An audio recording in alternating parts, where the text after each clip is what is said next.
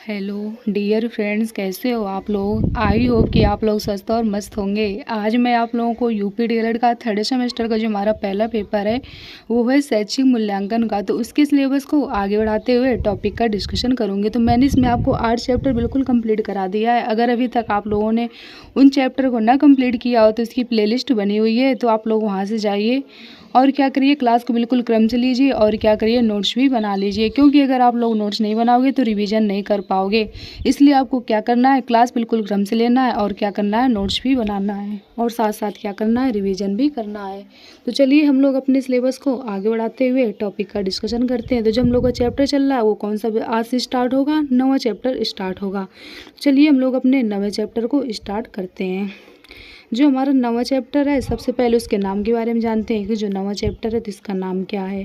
तो इसका नाम है निदानात्मक परीक्षण एवं उपचारात्मक परीक्षण। तो हम लोग जानेंगे कि जो निदानात्मक परीक्षण होता है और जो उपचारात्मक परीक्षण होता है ये क्या हुआ होता है, इसके बारे में समझेंगे। किसके बारे में, निदानात्मक परीक्षण एवं उपचारात्मक परीक्षण के बारे में। इसके बारे में समझेंगे कि ये क्या होता है। यहाँ पे आप लोग परीक्षण कर लीजिएगा, ठीक। चलिए अब इनके बारे में समझते हैं। सबसे पहले समझते हैं निदानात्मक परीक्षण के बारे में। जो निदानात्मक परीक्षण होता है ये क्या होता है, इसके बारे में हम लोग अच्छे से समझते हैं। तो चलिए समझते हैं इसके बारे में।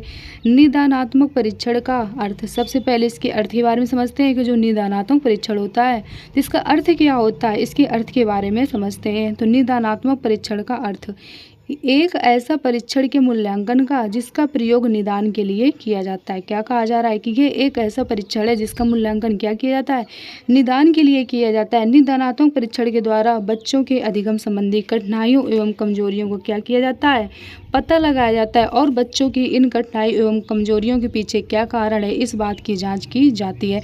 निदान का मतलब क्या होता है, पता लगाना। किसका पता लगाना, परेशानियों को। जैसे आप लोग बीमार होते हो या कोई भी आप लोगों को प्रॉब्लम होती है तो आप लोग डॉक्टर के पास जाते हो तो आप बताते हो ना अपनी प्रॉब्लम जाके कि हमें ये प्रॉब्लम है, हमें जो भी प्रॉब्लम हो, मतलब जो भी आपका प्रॉब्लम है। तो फिर डॉक्टर क्या करता है, आपको अगर उसको समझ में आ गया तो ठीक है, नहीं वो कहता है जाओ चेकअप करवा लो जाकर। तो इसलिए तो बोलता है ताकि आप लोगों के बारे में उसको क्या हो सके, डॉक्टर को आपके बारे में डॉक्टर को पता चल सके कि आपकी प्रॉब्लम क्या है। तो निदान का मतलब होता है प्रॉब्लम का पता लगाना। ये चीज़ आपको याद रखनी है क्योंकि ये है बहुत ज़्यादा इंपॉर्टेंट है। सीटेट में बहुत ज़्यादा पूछा जाता है, बहुत ज़्यादा ये चैप्टर है इंपॉर्टेंट है और ये वर्ड जो है ये भी बहुत ज़्यादा इंपॉर्टेंट है। तो निदानात्मक परीक्षण होता क्या है, निदानात्मक परीक्षण का मतलब यही होता है कि प्रॉब्लम का क्या पता लगाना, कि प्रॉब्लम क्या है, पता लगाना है इसमें, ठीक है।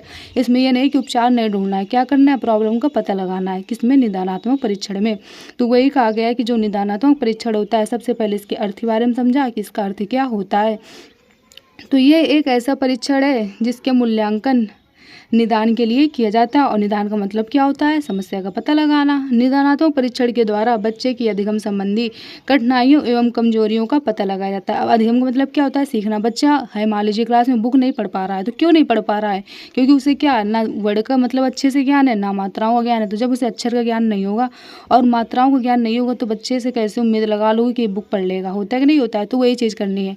तो वही कहा गया है कि निदानात्मक परीक्षण के द्वारा बच्चों की अधिगम संबंधी कठिनाइयों एवं कमजोरियों को क्या किया जाता है, पता लगाया जाता है और बच्चों की इन कठिनाइयों एवं कमजोरियों के पीछे क्या कारण है इस बात की क्या की जाती है, जांच की जाती है। यही जो बताया कि बच्चा बुक नहीं पढ़ पा रहा है तो क्यों नहीं पढ़ रहा है, क्योंकि उसे क्या है, अभी अक्षर का ज्ञान नहीं। तो आपको सबसे पहले क्या करना है, बच्चे को अक्षर का ज्ञान करवाना है और मात्राओं का ज्ञान करवाना है, जिससे क्या करेगा बच्चा, शब्दों को पढ़ना सीख जाएगा। अब चलिए हम लोग आगे समझते हैं फिर क्या कहा जा रहा है। नोट का मतलब नोट हम लोग की वो क्या कहेगी, हम लोग की जो नोट है वो क्या कही गई है इसके बारे में समझते हैं। तो नोट कह रही है कि इन समस्याओं के निदान के लिए उपचारात्मक उपाय किए जाते हैं। जैसे बच्चे का एक ही कक्षा में बार बार फेल हो जाना। अगर बच्चा बार बार परीक्षा में फेल हो रहा है, एक क्लास में फेल हो रहा है, तो जानेंगे कि बच्चा क्यों फेल हो रहा है। तो इसके लिए क्या करते हैं, उपचार देते हैं। तो वही कहा गया है कि इन समस्याओं के निदान के लिए उपचारात्मक उपाय किए जाते हैं। जैसा क्या है, बच्चे का एक ही कक्षा में बार बार फेल हो जाना। अगर बच्चे एक ही कक्षा में बार बार फेल हो रहा है तो फिर क्या करेंगे, फिर इसका उपचार ढूंढेंगे कि बच्चा क्यों फेल हो रहा है। तो उसकी क्या करेंगे, प्रॉब्लम का पता लगाएंगे। तो जो प्रॉब्लम का पता लगाया जाएगा वो निदान होगा और बच्चा किस तरीके से पास होगा उसके जो टीचर होंगे बताएंगे किस तरीके से पढ़ो। तो ये क्या हुआ, ये उपचार हुआ, ठीक। अब चलिए हम लोग आगे समझते हैं कि अब क्या कहा जा रहा है। अब कहा जा रहा है निदानात्मक परीक्षण की विशेषताएं। तो चलिए जानते हैं जो निदानात्मक परीक्षण होता है तो इसकी विशेषताएं क्या होती हैं, इसकी विशेषताओं के बारे में समझते हैं। ये पाठ्यक्रम का अभिन्न अंग होता है जो निदानात्मक परीक्षण होता है। सबसे पहले इसकी जो विशेषताएं होती है इसमें क्या समझेंगे, क्या कहा जा रहा है। कहा जा रहा है कि ये पाठ्यक्रम का अभिन्न है। और दूसरा कह रहा है ये बच्चे की विषय संबंधी कमजोरियों को दूर करता है। क्या कहा जा रहा है, कहा जा रहा है कि ये बच्चे की विषय संबंधी कमजोरियों को दूर करता है। बच्चा जिस सब्जेक्ट में क्या है, वीक है, तो उससे क्यों वीक है, तो इसकी क्या की जाएगी, जो उसकी कमजोरी होगी उसको क्या किया जाएगा, दूर किया जाएगा। और जो तीसरा पॉइंट है वो क्या कह रहा है, तीसरा पॉइंट कह रहा है कि इसमें अंकों पर महत्व नहीं दिया जाता है कि बच्चे की समस्या का हल किस स्तर तक कर सकते हैं। इसमें क्या, इसमें अंक से मतलब नहीं होता है कि मतलब बच्चे अच्छे नंबर आए, इसमें ये मतलब होता है कि बच्चे क्या करें, अच्छे से चीज़ों को सीखें। जब सीखेंगे तो नंबर तो अच्छे लाएंगे ही। तो वही कहा गया है। ठीक, अब चलिए आगे समझते हैं कि अब क्या कहा गया है। कहा जा रहा है कि निदानात्मक परीक्षण को विश्लेषणात्मक परीक्षण के नाम से भी जाना जाता है। ये आपको याद रखना है कि जो निदानात्मक परीक्षण होता है इसे और किस नाम से जानते हैं, तो इसे विश्लेषणात्मक परीक्षण के नाम से भी जानते हैं, क्योंकि इसमें ये जानने का प्रयास किया जाता है कि बच्चा प्रश्नों के उत्तर देने में असफल है तो उसका कारण क्या है। क्या कहा जा रहा है, कहा जा रहा है कि बच्चा मतलब अगर क्वेश्चन के आंसर नहीं दे पा रहा है तो उसका क्या कारण है कि क्यों नहीं दे पा रहा है, तो इसके बारे में भी क्या किया जाता है, ये भी इसका कारण होता है। तो वही कहा गया है कि निदानात्मक परीक्षण को किस नाम से जाना जाता है, विश्लेषणात्मक परीक्षण के नाम से जाना जाता है, क्योंकि इसमें ये जानने का प्रयास किया जाता है कि बच्चा प्रश्नों के उत्तर देने में असफल है तो उसका कारण क्या है, बच्चा क्वेश्चन के आंसर क्यों नहीं दे पा रहा है। ठीक, अब चलिए आगे समझते हैं। निदानात्मक परीक्षण परिमाणात्मक न होकर गुणात्मक होते हैं। क्या कहा जा रहा है कि जो निदानात्मक परीक्षण होता है वो कैसा होता है, परिमाणात्मक नहीं होता है, कैसा होता है, गुणात्मक होता है। ठीक, यानी गुणवत्तापूर्ण होता है। अब चलिए आगे समझते हैं।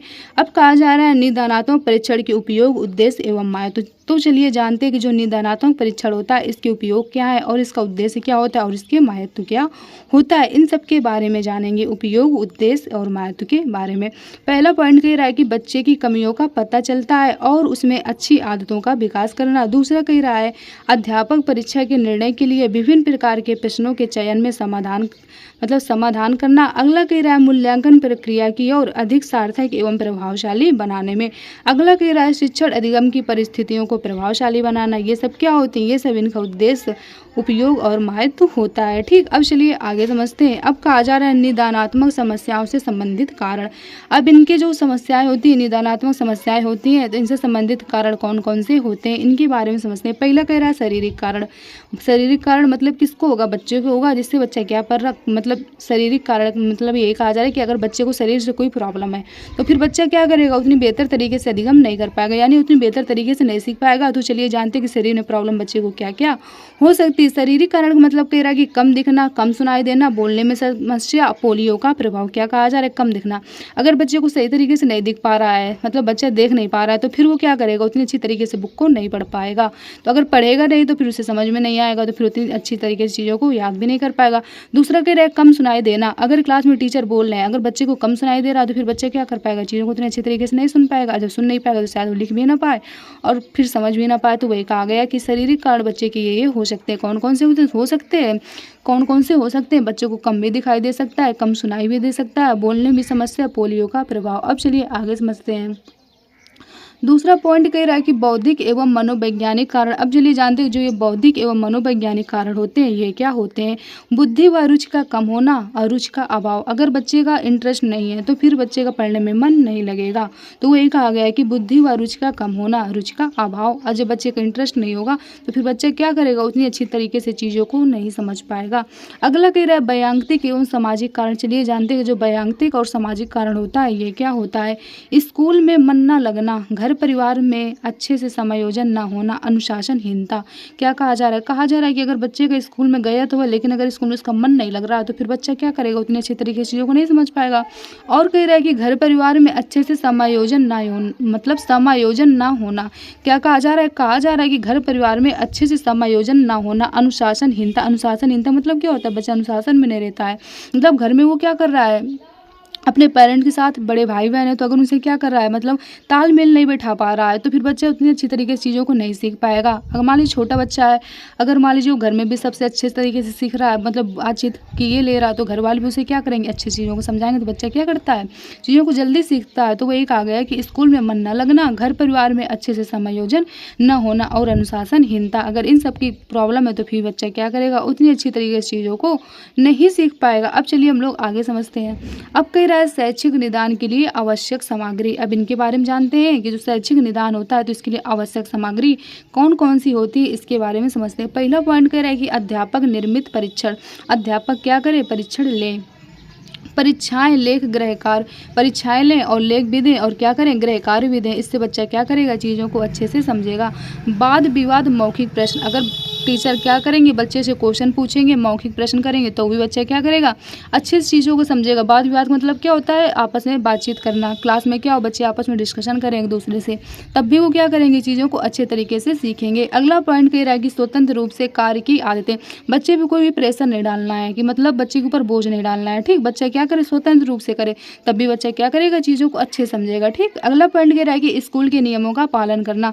जो स्कूल में नियम होते हैं, एक नियम होता है कि ना, मतलब एक नियम होता है स्कूल का, हर एक स्कूल का होता है कि इतने टाइम प्रेयर होगी, इतने टाइम ये सब्जेक्ट पढ़ाया जाएगा, उतने टाइम ये सब्जेक्ट पढ़ाया जाएगा। मतलब कि कई सारे सब्जेक्ट होते हैं तो उनका भी होता है। इसके बाद फिर हर चीज़ का टाइम होता है कि आज ये सब्जेक्ट पढ़ाया जाएगा, कितना आपको तैयार करके लाना है, सब नियम होते हैं। तो इन को भी क्या करना है, बच्चे को फॉलो करना है, जिससे बच्चा क्या करेगा, चीज़ों को अच्छी तरीके से समझेगा। अगला कह रहा है रुचि और प्रयास। बच्चे का सबसे पहले इंटरेस्ट होना चाहिए। इस तरीके से मतलब ध्यान देना है कि बच्चे का क्या इंटरेस्ट हो। अगर उसका इंटरेस्ट होगा तभी वो चीज़ों को क्या करेगा, सीखेगा। और प्रयास करेगा बार बार तो भी सीख जाएगा, ठीक। अब चलिए आगे समझते हैं। अब जो हमारा अगला टॉपिक है वो क्या कह रहा है, अगला टॉपिक कह रहा है कि निदानात्मक परीक्षण के क्षेत्र को, मतलब जो टॉपिक है वो क्या कह रहा है, निदानात्मक परीक्षण के क्षेत्र। तो चलिए जानते हैं जो निदानात्मक परीक्षण होता है इसके क्षेत्र कौन कौन से होते हैं। इसके क्षेत्र के बारे में हम लोग डीप में समझते हैं। बच्चे शब्दों का गलत उच्चारण करते हैं, इसलिए व्याकरण की शुद्धता पर ध्यान दिया जाए। बच्चों को जोड़ घटाने, भाग देने, गुणा भाग करने आदि गलतियों में सुधार और प्रयास किया जाए। क्या कहा जा रहा है, कहा जा रहा है कि मतलब जो बच्चे होते हैं वो गलत उच्चारण करेंगे तो क्यों कर रहे हैं, तो इसके लिए आपको टीचर को क्या करना है, व्याकरण में क्या करना है, शुद्धता पर ध्यान देना है। जिससे क्या होगा, बच्चा क्या करेगा, उच्चारण सही से कर पाएगा। और बच्चों को जोड़ घटाना, गुणा भाग, ये सब चीज़ों को क्या करना है, अच्छे समझाना है, ताकि बच्चे क्या कर सके, क्वेश्चन को सॉल्व कर सके, ठीक। अब चलिए आगे समझते हैं। अब निदान की प्रक्रिया, अब इनके बारे में जानते हैं। जो निदान की प्रक्रिया होती है ये क्या होती है, तो निदान की प्रक्रिया में 5 महत्वपूर्ण पद हैं। अभी कौन कौन से 5 महत्वपूर्ण पद होते हैं इनके बारे में समझते हैं। पहला कह रहा है कौन, दूसरा कह रहा है कहाँ, तीसरा कह रहा है क्यों, और चौथा कह रहा है क्या, और पांचवा कह रहा है कैसे। ये क्या है, ये महत्वपूर्ण निदान के क्या है, महत्वपूर्ण चीजें हैं, ठीक। या इन्हीं को बोलते हैं महत्वपूर्ण पद। कौन कौन से, कौन, कहाँ, क्यों, क्या, कैसे। चलिए जानते हैं कौन कौन मतलब क्या होता है, हु करके कौन से बच्चे हैं जिन्हें निदान की आवश्यकता होती है। अब क्लास में सारे बच्चे तो ऐसे होते नहीं है कि मतलब सबको समझ में, मतलब कि सारे बच्चे ऐसे नहीं होते हैं ना कि सबको दिक्कत हो पढ़ने में। कुछ को होती है दिक्कत, कुछ को चीज़ें नहीं समझ में आती है। तो वही कहा गया है कि सबसे पहले आपको ये पता करना है क्लास में एज ए टीचर कि कौन से ऐसे बच्चे हैं जिनको क्या निदान की आवश्यकता है। दूसरा कहा जा रहा है कहाँ, कहाँ का मतलब होता है हेयर। तो हेयर का मतलब ये होता है कि बच्चों को कहाँ समस्या है, मतलब अगर बच्चा लिख नहीं पा रहा है तो कहीं उसके किस रूप से उसको मतलब प्रॉब्लम है, कि उसे आ नहीं रहा है, कि उसकी अंगुलियों में प्रॉब्लम है, कि उसे आँखों में प्रॉब्लम है, कि मतलब क्या है। या कि फिर मतलब कि ये चीज़ याद रखनी है कि बच्चा पहले उसे जो वर्ड है उसका समझ पा रहा है कि नहीं पा रहा है। तो वही मतलब कहा गया कि सबसे पहले ये देखना है कि कौन से बच्चे हैं जिनको क्या दिक्कत है, और फिर ये देखना है कि बच्चों को कहाँ पर प्रॉब्लम है। तीसरा कह रहा है वाई, वाई मतलब होता है क्यों। इसके बारे में समझते हैं, समस्या का कारण क्या है। तो वही मतलब कि अगर बच्चा है तो उसको प्रॉब्लम है तो समस्या का कारण क्या है। अगर वो बुक नहीं पढ़ पा रहा है तो उसको क्या अक्षरों का ज्ञान है सही से कि नहीं है। अगर वो लिख नहीं पा रहा है तो उसकी मतलब जो हाथ है उसके सही है, कोई चीज़ में दिक्कत तो नहीं है, ये ठीक। अब इसके बाद कहा जा रहा है क्या, क्या का मतलब होता है व्हाट, क्या उपचार और सुझाव दिए जाएं। फिर आपको ये याद रखना है कि अगर बच्चे को प्रॉब्लम है तो हम किस तरीके से उसको उपचार दे दें जिससे क्या उसकी प्रॉब्लम का सलूशन निकल आए। फिर कह रहा है अगला कैसे, कैसे मतलब होता है हाउ, समस्या की रोकथाम कैसे की जाए। मतलब यही कि अगर प्रॉब्लम है तो उसको किस तरीके से बच्चे की प्रॉब्लम को क्या किया जाए, सलूशन निकाला जाए। तो ये आपको याद रखना है। कौन, कहाँ, क्यों, कहाँ, क्या, कैसे। कौन, कहाँ, क्यों, क्या, कैसे, मतलब यही कहने का कौन से बच्चे हैं जिन्हें क्या करना है, निदान की आवश्यकता है। बच्चों को कहाँ पर समस्या, और समस्या का क्या करना है, कारण पता करना है। जो समस्या होती है तो इसका कारण क्या है, क्या उपचार और सुझाव दिए जाए जिससे क्या हो, प्रॉब्लम का सलूशन निकल आए। समस्या की रोकथाम कैसे की जाए ये भी आपको याद रखना है। अब चलिए हम लोग आगे समझते हैं। अब जो हम लोग का अगला टॉपिक है वो क्या कह रहा है, अब कह रहा है कि बच्चों की समस्याओं का निदान निम्न प्रकार से कर सकते हैं। क्या कहा जा रहा है, कहा जा रहा है कि बच्चों की समस्याओं का जो निदान होता है वो हम लोग किस प्रकार से कर सकते हैं, इनके बारे में समझते हैं। कहा जा रहा है निम्न प्रकार से कर सकते हैं। पहला कह रहा है निदान के लिए उपयुक्त बच्चों का चयन करें, मतलब जिन बच्चों को निदान की क्या आवश्यकता है उन बच्चों को क्या करना है, आपको चयन करना है। दूसरा कह रहा है बच्चों की समस्याओं और कठिनाइयों का चयन करना और कठिनाइयों को समझना। बच्चों को क्या समस्या है और उसे क्या कठिनाइयाँ है उसका पता लगाना है और उनको क्या करना है, समझना है। फिर कह रहा है उन कठिनाइयों का उपचारात्मक विधियों द्वारा उपचार करना। फिर क्या करना है, जो उसकी प्रॉब्लम है उसको क्या करना है, आपको सोल्यूशन देना है। ये क्या होता है, ये हमारा उपचार होता है। तो इन कठिनाइयों का उपचारात्मक विधियों द्वारा क्या करना है, उपचार करना है। ठीक। अब जो हम लोग का अगला आ रहा है टॉपिक वो आ रहा है, क्या आ रहा है, उपलब्धि परीक्षण एवं निदानात्मक परीक्षण में अंतर। अब ये क्या होता है इसके बारे में हम लोग कल की क्लास में डिस्कशन करेंगे। तो आई होप आप लोगों को यहाँ तक की चीज़ समझ में आई होगी और आपने चीज़ों को समझा भी होगा। मैं आपसे बार बार कह रही हूँ कि अगर आप लोग नोट्स नहीं बनाओगे तो फिर आप लोग चीज़ों को कनेक्ट नहीं कर पाओगे, क्योंकि जो सब्जेक्ट है वो भी आप लोगों के लिए बिल्कुल नया है। तो इसलिए आपको क्या करना है, नोट्स बिल्कुल बनाना है और चीज़ों को समझते चलना है। तो चलिए आज क्लास को हम लोग यहीं तक रखते हैं। आप लोग ज़्यादा से ज़्यादा वीडियो को दोस्तों तक शेयर करिएगा जिससे क्या उनकी भी हेल्प हो सके। चैनल को लाइक और सब्सक्राइब करिएगा जिससे आने वाली नोटिफिकेशन आप लोगों को टाइम टू टाइम मिलती रहे। और आप लोग कमेंट करके बताया करिए कि आप लोगों को क्लास कैसी लगी और जो भी चीज़ आप लोगों को समझ में ना आए, कोई भी वर्ड हो जो ना समझ में आए तो आप लोग कमेंट करके पूछ लिया करिए, तो उसका भी आंसर आप लोगों को दिया जाएगा। और अगर अभी तक आप लोग हमारे टेलीग्राम चैनल से ऐड हुए हो तो उससे भी हो जाइए। उसकी जो लिंक है नीचे डिस्क्रिप्शन बॉक्स में पड़ी है, तो वहाँ पर भी आप लोगों को time to time notification PDF कुछ सब कुछ मिलता है। तो चलिए आज क्लास को हम लोग यहीं तक रखते हैं। Okay, thank you.